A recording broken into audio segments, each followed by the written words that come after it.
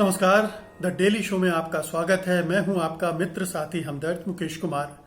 दोस्तों, जैसा कि आप जानते हैं कि किसान संगठनों ने कल भारत बंद बुलाया है और उसको व्यापक समर्थन मिल रहा है, न केवल राजनीतिक दलों से बल्कि देश के विभिन्न हिस्सों के किसान संगठनों के द्वारा भी और किसानों के द्वारा भी। आम जनता भी उनकी इस मांग को लेकर लामबंद होती हुई दिख रही है। जाहिर है कि इसने एक नई चुनौती केंद्र सरकार के सामने खड़ी कर दी है। केंद्र सरकार समझ नहीं पा रही कि इस भारत बंद से वो कैसे निपटे। हालांकि वो थोड़ा बहुत खामोशी अख्तियार किए हुई है।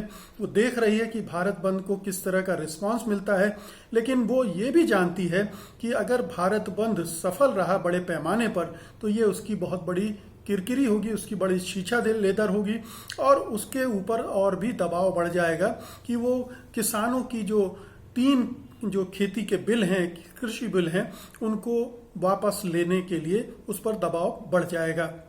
इसलिए आप देखें कि उसकी प्रतिक्रिया में कई तरह की बौखलाहट है, बेचैनी है और वो तमाम तरह के हथकंडे आजमा रही है जिनसे इस आंदोलन को, इस भारत बंद को नाकाम साबित किया जा सके। सबसे पहले तो उसने हमला किया है विभिन्न राजनीतिक दलों पर किसान आंदोलन के साथ जुड़ने को लेकर। आपको मालूम है कि 11 राजनीतिक दलों ने एक साथ मिलकर घोषणा की है कि वो भारत बंद के साथ हैं और किसानों की मांगों का भी समर्थन करते हैं। और ये जो राजनीतिक दलों की एकजुटता है किसानों के साथ, ये केंद्र सरकार को बहुत अखर रही है। यही नहीं, अगर राजनीति से इतर देखें तो विभिन्न क्षेत्रों में जिस तरह से किसानों के साथ लोग आ रहे हैं, समर्थन जता रहे हैं, वो भी उसके लिए एक बड़ी चुनौती बनते जा रहे हैं। तो आज के इस कार्यक्रम में हम इसी भारत बंद और उससे पैदा हो रही चुनौतियों और उससे सरकार किस तरह निपटना चाहती है, किस तरह से निपटेगी, इस पर हम बात करेंगे।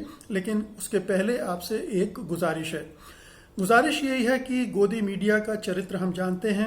अभी किसान आंदोलन को वो किस तरह से कवर कर रहा है ये भी हम देख रहे हैं और ये पूरी तरह से सत्ता के पक्ष में खड़े होकर कर रहा है। वो सत्ता के एजेंडे के हिसाब से कर रहा है, सरकार के दिशा निर्देशों के हिसाब से कर रहा है। एक लोकतांत्रिक ढंग से वो नहीं चल रहा है। ऐसे में ज़रूरी हो जाता है कि आप उन स्वतंत्र माध्यमों, संस्थानों के साथ खड़े हों जो पत्रकारिता को पत्रकारिता के उसूलों के हिसाब से करने की कोशिश कर रहे हैं। सत्य हिंदी की सदस्यता योजना भी इसी दिशा में एक बड़ा कदम है। इसमें आर्थिक योगदान देकर आप स्वतंत्र पत्रकारिता को मजबूती प्रदान कर सकते हैं। इसके लिए इस वीडियो के साथ दिए गए डिस्क्रिप्शन में जाइए, उसमें एक लिंक है, उसको क्लिक कीजिए और अपनी इच्छा के अनुसार कोई भी सदस्यता अपने लिए चुन लीजिए। हमें उम्मीद है कि सत्य हिंदी को सहयोग देने के लिए, समर्थन देने के लिए, हौसला बढ़ाने के लिए आप ऐसा ज़रूर करेंगे। एक निवेदन और है और वो ये कि सत्य हिंदी का ऐप अब गूगल प्ले स्टोर में उपलब्ध है। आप उसे डाउनलोड कर सकते हैं। इसी वीडियो के साथ दिए गए डिस्क्रिप्शन में उसका लिंक है, उसको क्लिक करके। तो हमें उम्मीद है कि आप ये दोनों कदम ज़रूर उठाएंगे। और अब वापस लौटते हैं अपने आज के मुद्दे पर। भारत बंद आज का हमारा मुद्दा है और भारत बंद से जो चुनौतियां खड़ी हो गई हैं केंद्र सरकार के सामने, उसने ये सवाल खड़े कर दिए हैं कि सरकार किसानों की मांगों के सामने झुकेगी या फिर किसानों को के दमन का रास्ता अख्तियार करेगी, किसान आंदोलन को कुचलने, उसे खत्म करने की कोशिशों में मुब्तला हो जाएगी। ये दोनों विकल्प हैं केंद्र सरकार के सामने। पहला विकल्प भी उसके लिए बहुत ही कहना चाहिए कि अपमानजनक होगा। हालांकि लोकतंत्र में इसे अपमानजनक नहीं माना जाना चाहिए, लेकिन जो दंभी सरकारें होती हैं, अहंकारी सरकारें होती हैं, अहंकारी नेता होते हैं, उन्हें जनता के दबाव के सामने झुकने में भी अपमान महसूस होता है। और ख़ासतौर से ये वर्तमान सरकार इस दिशा में अभी तक बिल्कुल भी लचीलापन नहीं दिखा पाई है और अभी तक जिद पे अड़ी हुई है कि हम 2-4 संशोधन इस बिलों में कर देते हैं, इन कानूनों में, और आप उसे स्वीकार कर लीजिए, जो कि किसानों को कतई मंजूर नहीं है। अब केंद्र सरकार के सामने दिक्कत यह है कि इस किसान आंदोलन को चारों तरफ से बड़े पैमाने पर समर्थन मिलता जा रहा है, बावजूद इसके कि उसने इसको बदनाम करने के लिए कोई कोर कसर नहीं छोड़ी थी। उसने इसे खालिस्तान से जोड़ने की कोशिश की, उसने इसे ये कहकर बदनाम करने की कोशिश की कि ये तो केवल पंजाब के किसानों का मामला है, और भी तमाम तरह की चीज़ें इससे जोड़कर विदेशी फंडिंग वगैरह ये सब जोड़ा गया। इसके बावजूद इस आंदोलन का आधार और आकार दोनों बढ़ता जा रहा है। आप देखिए कि 30 जो खिलाड़ी हैं उन्होंने अपने जो मेडल हैं, अपने जो अवार्ड हैं, वो वापसी की घोषणा कर दी है। इसके पहले और भी कलाकार अपने सम्मान को वापस करने की घोषणा कर चुके हैं। तो एक अवार्ड वापसी का एक सिलसिला शुरू हो गया है, और यही सरकार जो पहले साहित्यकार कलाकारों द्वारा अवार्ड वापस किए गए थे टॉलरेंस के इस मुद्दे पर, सहिष्णुता के सवाल पर, तब उन्हें अवार्ड वापसी गैंग घोषित कर दिया गया था। अब ये एक बार फिर सिलसिला शुरू हुआ है, तो सरकार इनको भी क्या अवार्ड वापसी गैंग में शामिल कर देगी? ये बड़ा मुश्किल होगा, क्योंकि जो उनके पास कोई उस तरह का जनाधार नहीं था लेखकों, पत्रकारों या कलाकारों के पास। लेकिन ये जो अवार्ड वापसी अभी हो रही है, उनके साथ किसान जुड़े हुए हैं, वो किसानों के साथ जोड़कर इसको कर रहे हैं, इसलिए ये करना उसके लिए बहुत मुश्किल होगा। हालांकि ये शस्त्र वही है जो वहाँ पर इस्तेमाल किया गया था सरकार के खिलाफ, सरकार की बदनीयत के खिलाफ, सरकार की कुशासन के खिलाफ, सरकार के गलत तौर तरीकों के खिलाफ। तो अवार्ड वापसी का एक सिलसिला शुरू हो गया है। बड़े बड़े नामचीन फिल्मकार भी अब किसान आंदोलन के साथ अपनी सहमति प्रकट कर रहे हैं, उसके साथ खड़े हो गए हैं। देश के अंदर तो ये जो माहौल बना है वो है ही, लेकिन अंतर्राष्ट्रीय स्तर पर भी आप देखें तो विभिन्न देशों में इस आंदोलन के पक्ष में, किसानों के पक्ष में लगातार प्रदर्शन हो रहे हैं। लगातार जो विश्व के नेता हैं वो इसका साथ दे रहे हैं, और इस आंदोलन के खिलाफ जो सरकार कार्रवाई कर रही है उसकी निंदा भर्त्सना भी हो रही है। कनाडा ने तो की ही, लेकिन संयुक्त राष्ट्र ने भी कहा कि किसानों के आंदोलन को दमन नहीं किया जाना चाहिए, ये उनका लोकतांत्रिक अधिकार है, उन्हें शांतिपूर्वक प्रदर्शन करने देना चाहिए। तो अब केंद्र सरकार फंस गई है, क्योंकि वो इस आंदोलन के प्रति अगर दमनकारी उपाय करती है, हालांकि दमनकारी उपाय वो कर रही है, अभी भी कर रही है। आप उत्तर प्रदेश में देखें कि किस तरह से समाजवादी पार्टी के कार्यकर्ताओं को आंदोलन में शामिल होने, प्रदर्शन करने से रोका जा रहा है। बिल्कुल अलोकतांत्रिक तरीका है, किसी भी राजनीतिक दल का ये तरीका, ये अधिकार है कि वो प्रदर्शन करे। लेकिन समाजवादी पार्टी के जो सर्वे सर्वा हैं अखिलेश यादव, उनको भी अरेस्ट किया गया, तमाम जगह पर उनके कार्यकर्ताओं को अरेस्ट किया गया, और उनको किसान आंदोलनों के साथ खड़े होने या किसानों के साथ प्रदर्शन करने से रोक दिया जा रहा है। तो ऐसा दूसरे बीजेपी शासित राज्यों में भी सिलसिला पहले से ही चल रहा था, और भारत बंद के मद्देनजर ये बढ़ गया है। तो लगातार कोशिश दमन की हो रही है। इस आंदोलन को और भारत बंद को कैसे नाकाम किया जाए, कैसे उसे बदनाम किया जाए, इस पर भी सरकार इस दिशा में भी काम कर रही है, और इसीलिए उसने राजनीतिक दलों पर हमला बोला है कि वो क्यों इसका समर्थन कर रहे हैं। राजनीतिक दल समर्थन कर रहे हैं क्योंकि उनका आधार भी किसान है, और किसानों की चिंता हर राजनीतिक दल को करनी चाहिए, होनी चाहिए। अगर नहीं है तो ये दिक्कत वाली बात है। तो यहाँ भी केंद्र सरकार फंस गई है। तो सबसे बड़ी समस्या केंद्र सरकार के सामने ये है कि वो खुल्लम खुल्ला इस आंदोलन को दबाने के लिए, कुचलने के लिए फिलहाल कुछ नहीं कर सकती है। अगर उसने ऐसा कुछ किया तो देश भर में बवाल मच जाएगा, और अंतर्राष्ट्रीय स्तर पर भी केंद्र सरकार की थू थू होगी।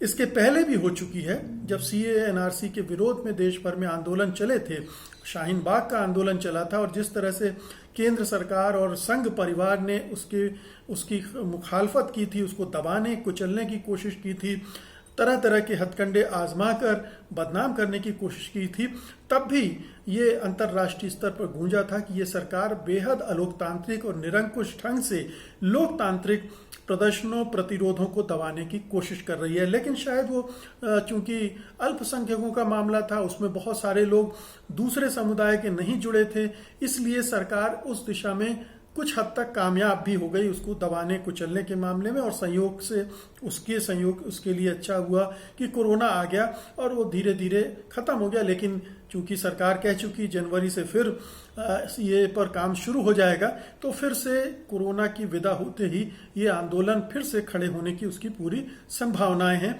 उम्मीदें हैं। तो सरकार एक के बाद एक दूसरे आंदोलनों में फंसती जा रही है और उसका जो अलोकतांत्रिक रवैया है, जो निरंकुश तौर तरीके हैं, वो लगातार एक्सपोज होते जा रहे हैं, उनका बेनकाब होते जा रहे हैं। लोगों को पता चलता जा रहा है कि ये सरकार दरअसल लोकतांत्रिक तौर तरीकों से चलने वाली सरकार नहीं है, ये मनमानी करने वाली सरकार है, अपने निर्णय थोपने वाली सरकार है। और अभी जो किसान आंदोलन खड़ा हुआ है, इसके लिए भी ये पूरी तरह से सरकार ही जिम्मेदार है, क्योंकि इसने बिना बातचीत के, बिना संवाद के पहले अध्यादेश जारी किए और फिर उनको जबरदस्ती संसद में आधी रात को छल पूर्वक पारित करवाकर इसे देश पर थोप दिया, किसानों पर थोप दिया। तो गलत ढंग से, गलत प्रक्रिया के तहत ये कानून बने थे। अगर डेमोक्रेटिक तरीके से बातचीत, संवाद के जरिए बने होते तो इनमें किसानों की चिंताएं भी शामिल हो गई होती, उनके लिए भी पहले से ही उपाय कर दिए होते और ये नौबत न आती। लेकिन केंद्र सरकार और केंद्र सरकार का जो नेतृत्व है वो इस ढंग से काम करने का आदी नहीं रहा है। वो मनमानी करने के, अपने निर्णय थोपने का आदी रहा है, जो कि निरंकुश सरकारों और निरंकुश नेताओं का चरित्र होता है। अब मुश्किल ये है केंद्र सरकार के सामने कि पीछे हटने से उसकी बेइज्जती होती है, अपमान होता है, और अगर कुचलने जाती है आंदोलन को तब तो चारों विश्व में और देश के अंदर भी उसकी थू-थू होगी कि किसानों के साथ वो इस तरह से पेश आ रही है। इस द्वंद्व में वो फंस गई है। अब इससे निकलने के लिए उसके पास रास्ते बहुत सीमित हैं। उसे पीछे हटना पड़ेगा, किसानों के सामने उसे झुकना पड़ेगा इन कानूनों को वापस लेने के लिए, क्योंकि किसान लंबी लड़ाई के लिए तैयार हैं। उन्होंने कह दिया है कि 4 महीने, 6 महीने, साल भर, जितना भी समय लगेगा हम आंदोलन को जारी रखेंगे और सरकार पर दबाव बनाएंगे कि वो इन कानूनों को वापस ले ले। अगर सरकार जितना लंबा इस कानून को, इस लड़ाई को खींचेगी, उतना उसका नुकसान होगा और उतना ही अर्थव्यवस्था को नुकसान होगा, क्योंकि तमाम तरह की गतिविधियां भी बार बार बाधित होंगी, आर्थिक गतिविधियां, और उनका असर पड़ेगा। इसमें आप जानते हैं कि ट्रांसपोर्टर भी शामिल हो गए, वो भी चक्का जाम करेंगे कल भारत बंद में। तो तमाम तरह की चीजें हैं जो सरकार को ध्यान में रखना चाहिए। एक, अभी तक उसने लोकतंत्र के पाठ नहीं पढ़े हैं, उसे लोकतंत्र समझ में नहीं आया है, लोकतंत्र में किस तरह से व्यवहार करना चाहिए वो नहीं जानती, लेकिन ये आंदोलन उसे सिखा रहे हैं। अगर इस आंदोलन से वो सीख ले सके तो ये बहुत अच्छी बात होगी इस सरकार के लिए। इस सरकार के कामकाज करने का ढंग बदल जाएगा, नेतृत्व का तौर तरीका बदल जाएगा, और वो आगे आने वाले समय में अगर कभी कोई कानून बनाने की जरूरत पड़ेगी तो इस पूरी प्रक्रियाओं को फॉलो करते हुए ही बनाएगी। तो ये एक बहुत ही महत्वपूर्ण आंदोलन है, किसान आंदोलन। इसके पहले सीए का आंदोलन बहुत महत्वपूर्ण था, और ये सबक मिलना चाहिए उत्तर प्रदेश जैसी सरकारों को भी, योगी आदित्यनाथ की सरकारों को भी, जो लव जिहाद के अध्यादेश अंधाधुंध लाकर और मनमाने ढंग से जिन्होंने अंतर धार्मिक शादी की है उन पर दमन कर रही है, उन्हें परेशान कर रही है, उन्हें जेल में ठूस रही है।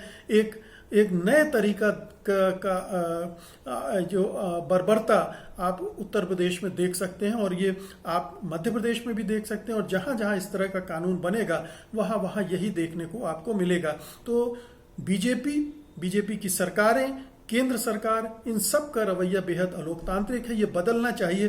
किसान आंदोलन अगर अपने दबाव से ये कर सकेगा तो ये देश के लिए बहुत ही सुखद होगा, बहुत ही अच्छा होगा, और बीजेपी और इस सरकार के लिए भी अच्छा होगा कि वो एक लोकतांत्रिक ढंग से खुद को चलाने के लिए अग्रसर हो सकेगी। तो दोस्तों, ये थी आज की मेरी रिपोर्ट। उम्मीद है कि आप इसे लाइक करेंगे, शेयर करेंगे, और अब मुझे अनुमति दीजिए। नमस्कार। सत्य हिंदी का ऐप डाउनलोड करें गूगल प्ले स्टोर पर।